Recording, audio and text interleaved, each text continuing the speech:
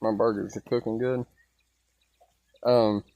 Guys, every time I'm out here, whenever I think of camping, I just wonder how many times, Jesus and his disciples stopped, beside the, because, I mean, they didn't have the Holiday Inns or, none of the hotels now. There might have been a few in the town where you can stay over. Jesus had plenty of friends, like Lazarus and Martha and Mary.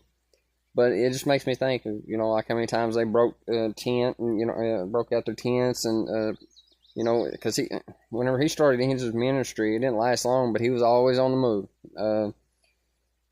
Constantly on a boat, crossing the Sea of Galilee, back and forth. But it just, I don't know, I love the peace out here, and I just love the peace that God offers.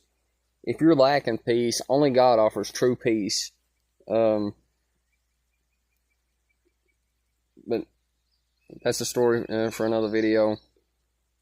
But it just makes me think of how Jesus walked just like me and you, come and died for each and every one of us, even a complete stranger. I remember one time, I've always struggled with the concept of love, and I remember I asked God, I said, Lord, what is love?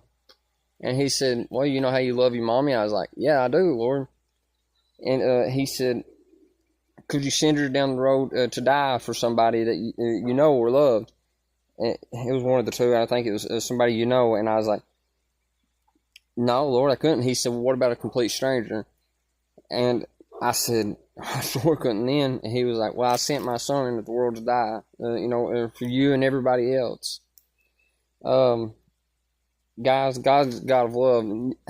I've been through a lot in my life. I've lost mom, lost dad, lost a few brothers to addiction. But God, in my roughest parts, he pulled me through. And I was raised up not knowing God, so this is all new to me. The last 4 years of my life is a complete different way of living. I just didn't know God. I grew up saying a little prayer, but I had no real relationship. That's the difference in going to church and having a relationship with God. If you have a relationship with God, you're going to have a change in your life for the better. In your finances, in your health.